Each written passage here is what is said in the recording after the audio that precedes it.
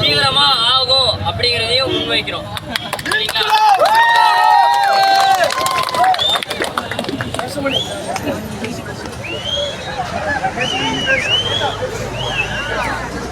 இதுக்கு அடுத்து உங்களை கிளையில இருந்து தேசமணி தோழர் வந்து கொஞ்சம் விலைக்கு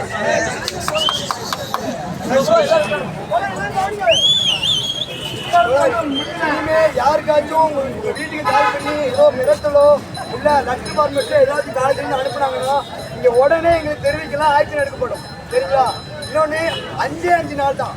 5 நாளைக்குள்ள அவங்க வந்து என்ன எது நமக்கு வந்து தெரிவிச்சுருவாங்க. அதுக்கப்புறமா அவங்க ஃபீஸை குறைக்கணும்னா போராட்டம் வந்து தொடரதான் போகுது. சரிங்களா? யாரும் பயப்பட வேண்டாம். வீட்டுக்கு அனுப்பின லெட்டர் ஃபுல்லாமே கேன்சல் பண்ணிடுவாங்க. நாளைக்கு நீங்க எப்பவும் போல காலேஜுக்குள்ள போகலாம். காலேஜுக்குள்ள போனதுக்கப்புறம் உங்கள்கிட்ட ஒரு சைன் மாதிரி வாங்குவாங்க. நாங்கள் வந்து சஸ்பெண்ட் ஆர்டரை கேன்சல் பண்ணிட்டோம் அப்படின்ட்டு உங்க முன்னாடியே வாங்குவாங்க. சரிங்களா? ஒருவேளை உள்ள போகும்போது கிளாஸ்ல வரக்கூடாது, பேரண்ட்ஸ் தான் கூப்பிட்டு வரணும் அப்படின்னா நான் இந்த காலேஜுக்குள்ள தான் இருப்பேன். சரிங்களா? நீங்க உடனே எங்களுக்கு தெரிவிக்கலாம், நம்ம உடனே ஆக்ஷன் எடுப்போம். இறுதியான பேச்சை முடிச்சுக்கிறோம். ஒண்ணு சொல்லிக்கிறோம், மாணவர்கள் போராட்டம் ஒருபோதும் தோற்றது கிடையாது.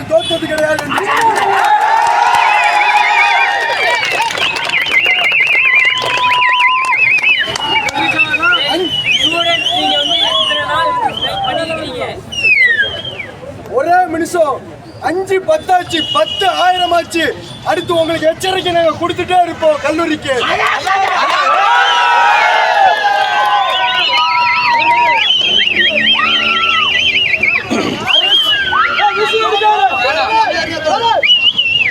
அரசு சொல்லிருக்கு, அரசு உத்தரவாதம் கொடுத்திருக்கு. அந்த வாக்குறுதிக்காண்டி தற்காலிகமா போராட்டம் நிறுத்துறோம். ஆனா சப்போஸ் அதை மீறி இந்த நிர்வாகம் நடந்துச்சுன்னா மீண்டும் சந்திப்போம் போராட்ட களத்தில்.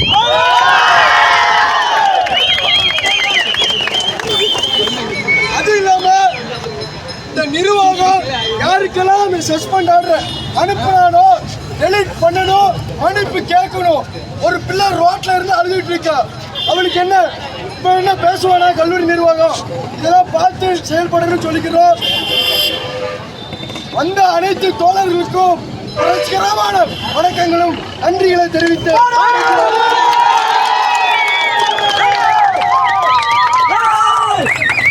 கல்லூரி அதிக கட்டணத்தினால நாங்கள் வந்து மாணவர்கள் எல்லாரும் சேர்ந்து ஸ்ட்ரைக் பண்ணியிருக்கோம்.